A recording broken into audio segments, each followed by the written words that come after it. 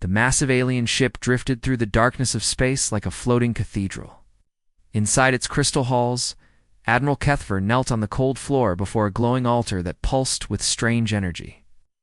His 6 arms were folded across his chest. As he waited for his gods to speak, the voices came like whispers in his mind, but they carried the power of thunder. "Victory is yours, faithful one," the divine voices said.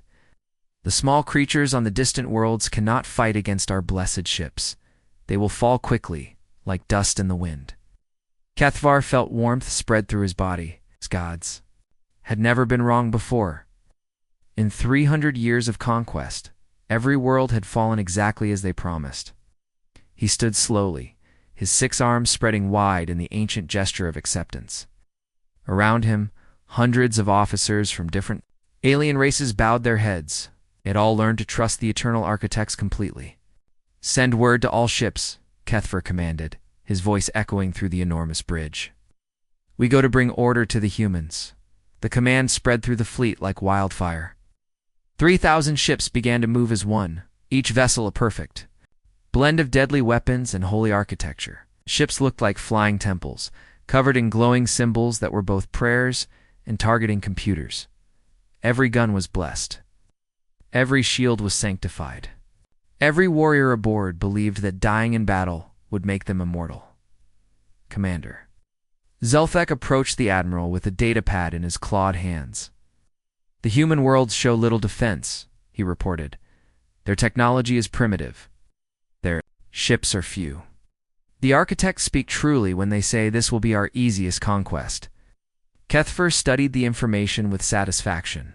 The humans had spread across dozens of worlds, but they were weak and divided. Some worlds had no military at all, only farmers and miners and factory workers. Their weapons were crude metal and chemical explosives. Their ships could barely travel between nearby stars. "How many humans live in this sector?" Kethver asked. "Perhaps 50 billion across all their colonies," Zelthek replied. "But they show no signs of unity. Each world governs itself. They have no empire, no central command. When we attack one, the world the others will not even know until it is too late." The admiral nodded approvingly. It would be like harvesting grain. The humans would fall world by world, never able to organize a real defense. The eternal architects had chosen well for their final campaign in this part of the galaxy. Deep in the temple section of the ship, warrior priests prepared their souls for battle.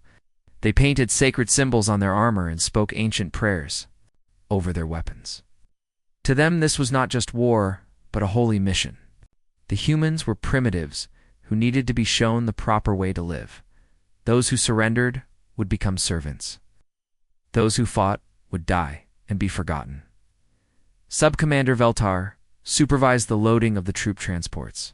Millions of soldiers filled the cargo bays, each one fanatically devoted to their cause. It conquered the proud Centauri Federation. They had crushed the ancient Spiral Alliance. They had broken the machine minds of the robot worlds. Surely these humans would pose no challenge at all. "The first target is selected," Zalthek announced to the bridge crew. "A mining colony called New Busan. Population 2 million. No significant military presence. We will make an example of them that other human worlds will remember." Kethver smiled, showing rows of sharp teeth. "Perfect. We'll give them one chance to surrender with honor. When they refuse, we will demonstrate the price of defying the divine will." The fleet moved through space with terrible purpose. Destination was a small blue-green world at the edge of human space, where families went about their daily lives without knowing that death approached from the stars. Farmers tended their crops. Miners dug deep tunnels searching for precious metals. Children played in the streets of small towns. On the flagship's observation deck, Kethver watched the stars drift past and felt complete confidence in his mission. The eternal architects had guided his people for thousands of years. They had never failed. They could see patterns in time and space that no mortal mind could understand. If they said the humans would fall easily, then it would happen exactly as promised. "Admiral," a communications officer called out, "we are receiving the final blessing from the architects." Kethver closed his eyes and opened his mind to receive the divine message. The voices filled his consciousness once more, warm and certain. Go forth, faithful servant. Bring order to chaos. The humans have no gods to protect them. They fight only for themselves, and the selfish always fall before the righteous. This we promise you. The message faded, leaving Kethvar filled with holy purpose. Soon the first human world would see their ships darkening the sky. Soon the conquest would begin. When it was finished, this entire section of the galaxy would know the peace that came from proper rule. The Admiral had no way of knowing that his gods had made their first mistake in 10,000 years. They had calculated everything perfectly except for one small detail. They had never encountered a species that got more dangerous when cornered, more creative when desperate, and more united when threatened with extinction. The humans were about to teach the universe that sometimes the gods themselves could be wrong. The alien ships appeared in the sky. Above New Busan, like dark storm clouds blotting out the sun, Kimde stood at the window of the colony control center, watching the massive vessels descend toward his world. His hands shook as he reached for the emergency alarm button. "This is not a drill," Kimde announced over the colony-wide speakers. "All families report to evacuation ships immediately. Take only what you can carry. Military volunteers report to defensive positions. The mining colony had never been meant for war. 2 million people lived here, most of them simple workers, who dug valuable metals from the planet's crust. They had a small security force to deal with accidents and minor crimes, nothing more. But Kimde had served in the Colonial Marines 20 years ago, and he knew what needed to be done. The first alien attack came without warning. Beams of pure energy struck the communications tower, turning it to melting slag in seconds. Spaceport defenses exploded in balls of fire. The aliens were showing their power, expecting the humans to surrender immediately. Instead, Kimde activated every emergency protocol he could remember. "Get those families to the ships," he shouted to his staff, "and find me every person who knows how to use a weapon." The aliens sent a message in perfect human language. "Surrender now, and your deaths will be quick. Resist and suffer." Kimde looked around at his small group of defenders.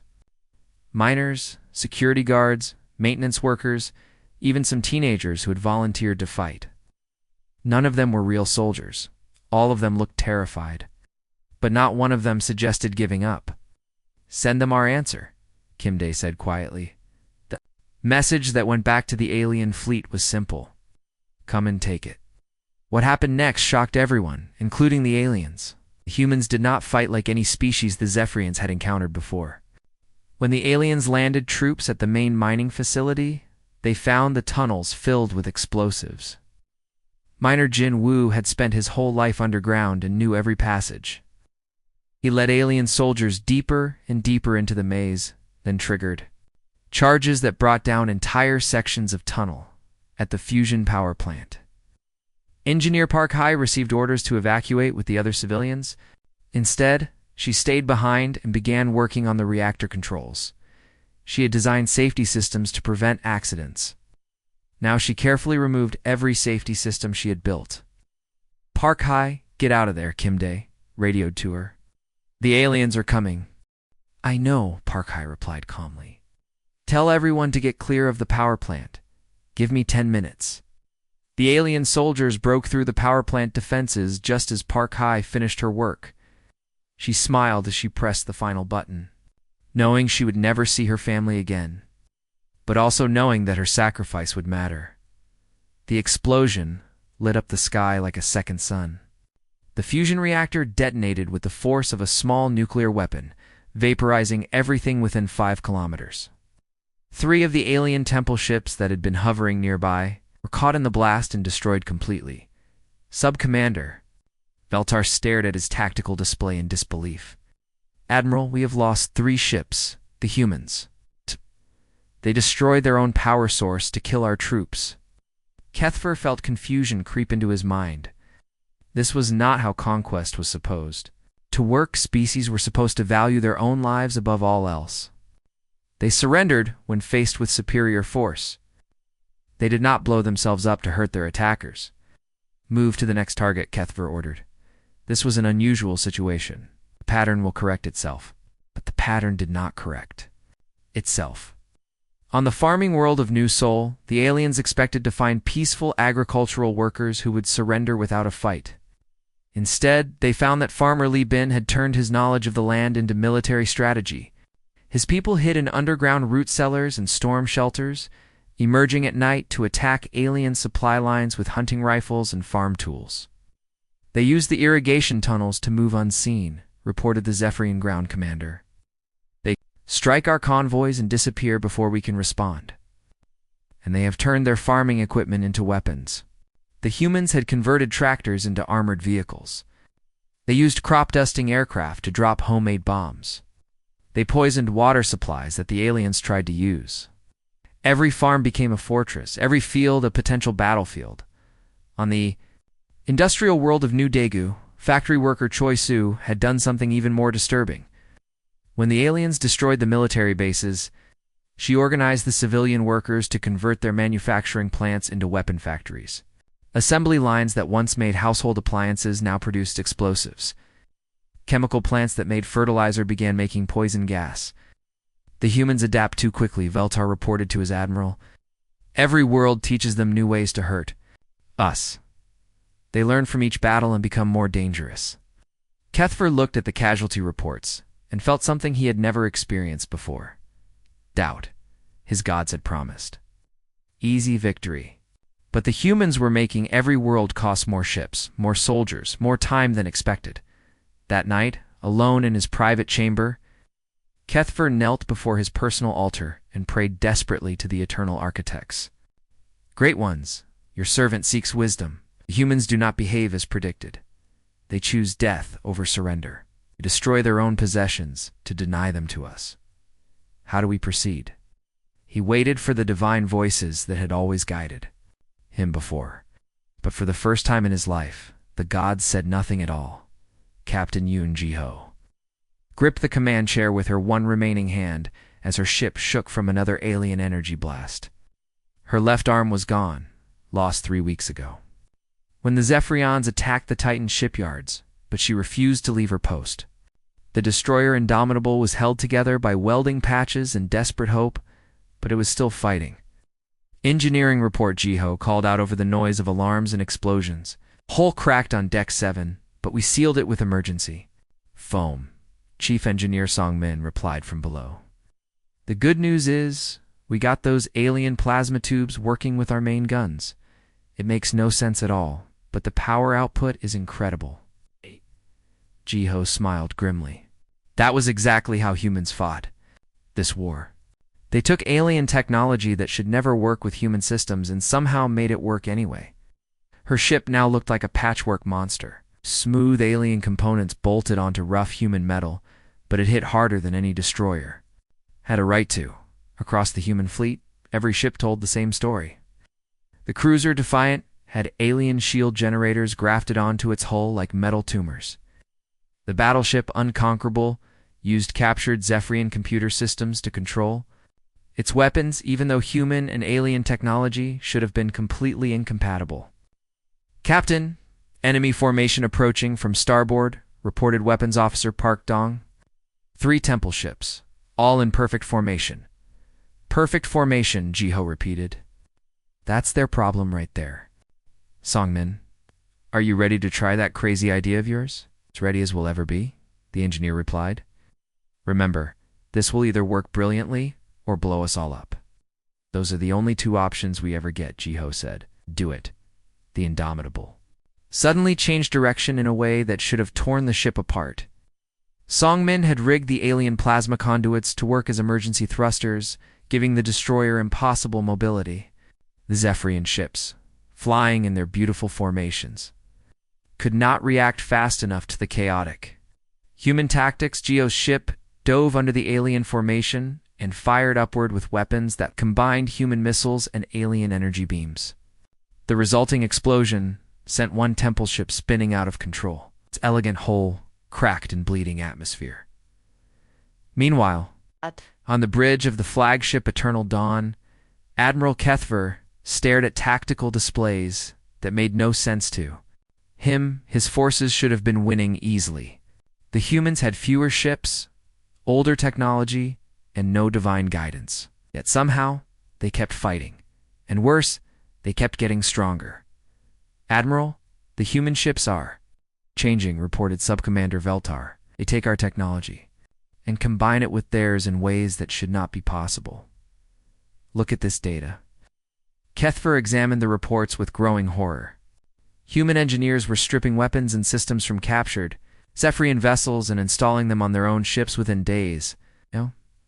They did not understand the sacred principles behind the technology, but they made it work through pure stubborn determination. "Our ships look like junk piles," observed Commander Zolthek. "Metal welded to metal with no consideration for proper design, yet our temple ships cannot match their performance." The Admiral knew what his officers meant. Human vessels were ugly beyond belief. They mixed technologies that should never work together. They painted crude symbols and writing on their hulls instead of proper prayers. They showed no respect for the beauty and symmetry that made Zephyrian ships into floating works of art. But those ugly human ships were winning battles. "Sir, we are receiving reports from across the front," the communications officer announced nervously. "Human industrial capacity is increasing faster than our projections indicated. They are building new ships at 3 times the expected rate." Kethver felt his confidence cracking like thin ice. "How is this possible? We destroyed their major shipyards. They are using smaller facilities, sir. Civilian construction sites, mining platforms, even converted passenger ships. And they are using our own salvaged materials to build with." Truth was even more disturbing than the reports suggested. When the Zephyrians destroyed a human shipyard, the humans simply moved their operations to a dozen smaller locations. Factory worker turned ship designer Kim Hack had figured out how to build destroyers in facilities that used to make cargo haulers. Mining engineer Lee So had converted asteroid mining platforms into mobile shipyards that moved constantly to avoid detection. The humans were not just adapting to the war.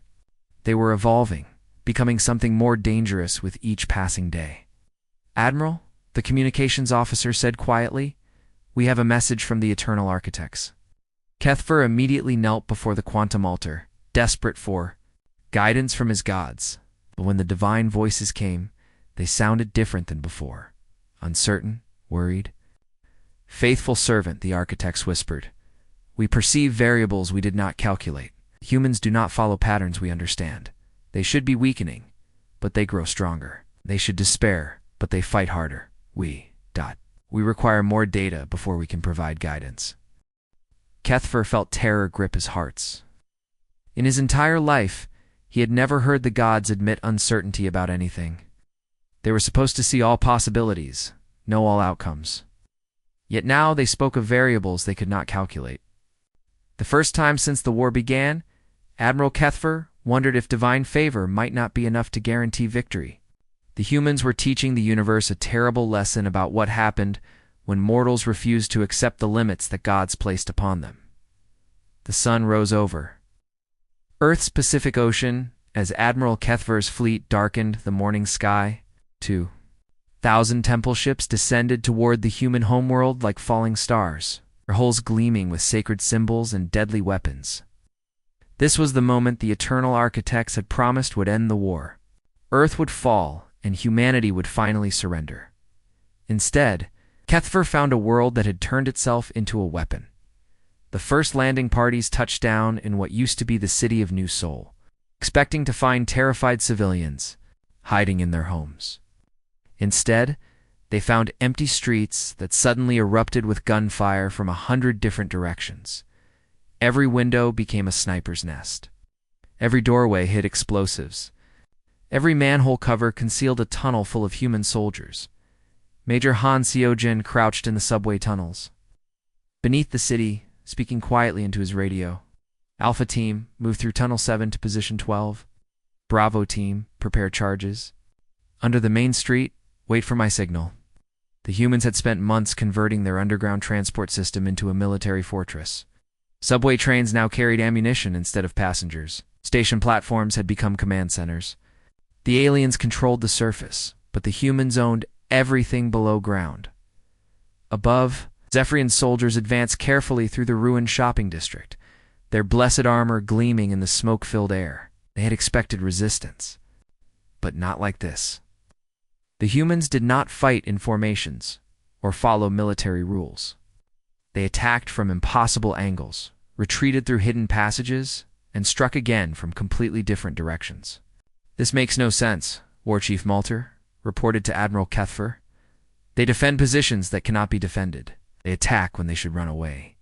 They act like they want to die." It's in a collapsed department store, civilian engineer Nam. Hyun worked frantically with a welding torch. It's converting a subway train car into something that had never existed before. The train had been abandoned when the aliens landed, but Nam Hyung saw possibilities where others saw only twisted metal. "Hand me those missile tubes," she called to high school teacher Park Woo-jin, who was helping despite having no engineering experience. "We're going to mount them on the sides. Will this actually work?" Park Woo-jin asked, looking at the bizarre contraption taking shape. "Probably not," Nam Hyun admitted. "But maybe it will work long enough to matter." Around them, Park Woo-jin's former students loaded homemade explosives and checked their weapons. These teenagers should have been in classrooms studying history and mathematics. Instead, they were making history by fighting an alien invasion with nothing but courage and desperation. The makeshift weapon train rolled through the subway tunnels toward the alien positions, its metal wheels sparking against the tracks. When it emerged from an underground station directly behind the Zephyrian lines, the aliens could not understand what they were seeing. It looked like a metal snake covered in missile launchers and armor plates, operated by humans who clearly had no idea what they were doing. But it worked. The improvised weapons fired in all directions, creating chaos among the perfectly organized alien formations. Ow. The train crashed into an enemy position and exploded, taking out an entire company of warrior priests. Admiral Kethfer watched the battle reports with growing horror. His forces controlled most of the city, but they were being bled dry by an enemy that refused to fight properly. Every building cost lives to capture. Every street was a trap waiting to be sprung. Humans turned ordinary objects into weapons, and ordinary people into soldiers. "Admiral, we have captured a human officer," Sub-Commander Veltar reported. "Perhaps we can learn something from questioning him." The prisoner was brought to Kethfer's command ship, a young captain named Lee. Hyun, whose uniform was torn and bloody but whose eyes still burned with determination. Kethfer studied the human with genuine curiosity. "Why do you continue to fight?" the admiral asked. "Our fleet outnumbers yours 10-1. Our technology is superior. Our gods have blessed this conquest. You cannot possibly win." Up at the alien commander, without fear, "Maybe not." "That is not logical," Kethfer insisted. "You are throwing away lives for nothing." "We're not throwing them away," the human replied quietly. "We're spending them. There's a difference." Kethfer did not understand the distinction, but something in the human's voice made him feel cold inside. That night, as his forces fought street by street through the endless urban maze, the admiral made his way to the sacred chamber of his flagship. He knelt before the quantum altar, as he had done countless times before. But this time, his prayers were desperate. "Eternal architects, your servant begs for wisdom. The humans fight in ways that make no sense. They choose defeat over surrender, death over submission. How do we proceed?" For a long moment, there was only silence. Then the divine voices came, but they sounded different. Uncertain, almost afraid. "Faithful servant," the architects whispered. "We have made an error in our calculations. These humans do not follow the patterns we predicted. They choose options that should not exist. Make the impossible merely improbable through will alone." Kethfer felt his world shatter. His gods, the beings who had guided his people for thousands of years, were admitting they had been wrong. The creatures who saw all possibilities had failed to see the most important one. Humans did not fight to win. They fought because fighting was who they were. The impossible had begun. Colonel Beek So-young sat in the captain's chair of what used to be a Zephyrian temple ship. The sacred walls around her were now filled with human soldiers and patched-up weapons. She looked out at the enemy fleet ahead and smiled grimly. "This is crazy," muttered her second-in-command, staring at the massive Zephyrian blockade. "Crazy is what we do best," Beak replied. She opened the comm channel. "All ships, this is Colonel Beak. We're about to do something really stupid. Stay close and follow me." The human fleet moved forward. Half their ships were barely holding together. Engines sputtered and sparked. Hull plates were missing. Some crews were down to using tools as weapons. But they kept going. On the Zephyrian flagship, Admiral Kethfer watched in disbelief. His ships were blessed by the gods. His weapons were perfect. His tactics were calculated by beings older than stars. Yet somehow, these broken human ships were cutting through his forces like they were made of paper. "How are they doing this?" he whispered. His tactical officer shook his head. "Sir, they're not following any known battle patterns. They should have retreated hours ago. Their ships should be destroyed. But they just keep fighting." Human cruiser, with half its engines, dead rammed into a Zephyrian destroyer. Both ships exploded in a ball of fire. Another human ship, leaking air and spinning wildly, somehow managed to fire its last missile into a Zephyrian command vessel. "They're not even trying to survive," Kethfer said, his voice filled with something close to fear. "Sir," his communications officer called out, "we're getting signals from the other member worlds. They want to stop fighting." Kethfer's heart sank.